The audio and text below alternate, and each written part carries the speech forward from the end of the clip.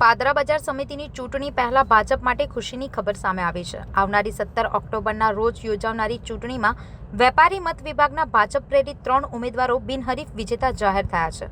આજે ફોર્મ પરત ખેંચવાની અંતિમ તારીખ બાદ સ્પષ્ટ થયું કે વેપારી મત વિભાગની 4 બેઠકો માટે માત્ર 3 ઉમેદવારોના જ નામ નોંધાવ્યા। પરિણામે સચિન કાલિદાસ ગાંધી, નટવરભાઈ સોમાભાઈ ગાંધી અને અજયભાઈ પ્રાણલાલ કાછિયા બિનહરીફ રીતે વિજેતા બન્યા છે।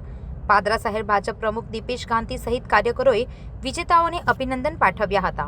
હવે આવનારી 17 ઓક્ટોબરે ખેડૂત મત વિભાગની 10 બેઠકો માટે કસોટીની ચૂંટણી યોજાશે, જેમાં ભારે રાજકીય રસાકસી જોવા મળશે। પાદરાથી સંવાદદાતા સાથે અભિપ્રાય ન્યૂઝ વડોદરા।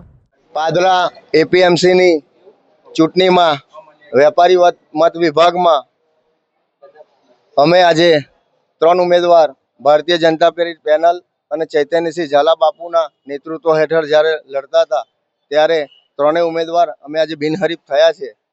અને આજના પ્રસંગે હું એવું ખાસ એક કહીશ, મારા ફાધરને યાદ કરીને, કે છેલ્લા 40 વર્ષથી કાલિદાસ ગાંધીની પેનલનો વેપારી મત વિભાગમાં દબદબો રહ્યો છે અને આ વખતે પણ કાલિદાસ ગાંધીની પેનલનો જ વિજય થયો છે।